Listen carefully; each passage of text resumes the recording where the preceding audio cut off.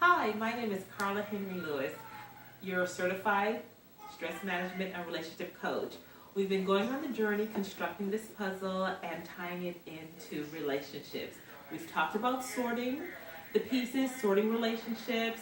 We talked about the framework and the boundaries.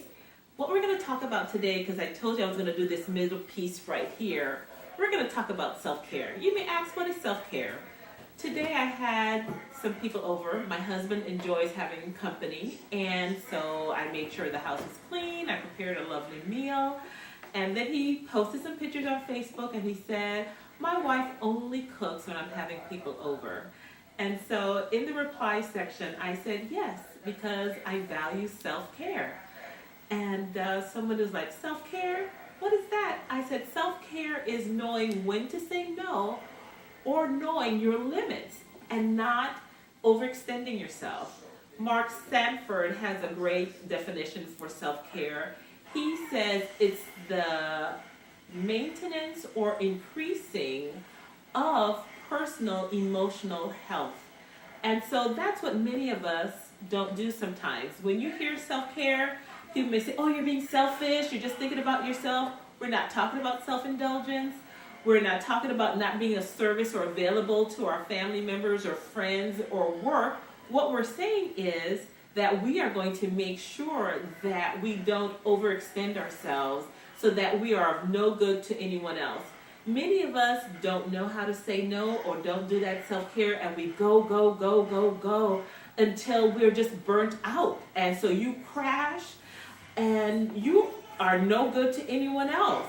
Self-care for you may be, I'm going to give myself a pedicure today. Self-care may say, I'm going to get a massage today. Self-care may say, I'm going to tell my spouse, my children, no, this is as much as I can do and no more. So self-care is so important. Mark also says in this article about the 3 stools of self-care, or 4 stools of self-care. He used a wonderful analogy. So imagine a stool with 4 legs that has, and keep in mind we have 4 corners. So the 4 legs for this stool could be the physical, the relational, the spiritual, and the mental, psychological. What do you use a stool for? You use it to reach things in your kitchen that may be a little higher out of reach. But you know, a stool is a sturdy piece of equipment. Now, have you ever stood on something and one of the legs give out? That isn't pleasant. So when you don't invest in self-care, you may have a component in your life that's weaker that you may have to use one of the other tools to help build. Mark gives a wonderful example when he says, say for instance, you want to work on your physical goals. You want to work out a little bit more. Because you have a relationship that's strong, you may invite someone to come and take a walk with you and hold you accountable for yourself in this journey of your physical goal. So keep in mind what we want to concentrate on, and I want you to think about is, what are you doing to do self-care? Do you find that you're being burnt out by those around you? One of the things you have to keep in mind is who's draining your battery and who's filling your battery.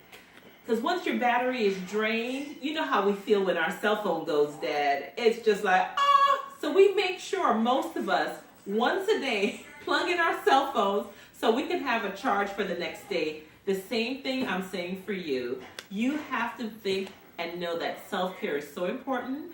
So you need to take time to plug in, to recharge yourself. You may do it through a spiritual avenue, meditation, prayer, relational. You may do it through physical, mental, psychological, whatever it is. I want you to take a self-inventory and see, what are you doing for self-care? Do I need to increase something in my life for self-care, or am I doing just fine and maintaining? So tune in again and check out the next video. I hope you're working along with your puzzles. I'm not sure which end I'm going to work on as yet, but as you can see, as I go along, there's some pieces that I've just connected throughout that just kind of jump at me, but we're going to continue working with the relationships. And the takeaway for today is self-care. Take some time for yourself. Talk to you later, because remember, we're #finding peace in the pieces.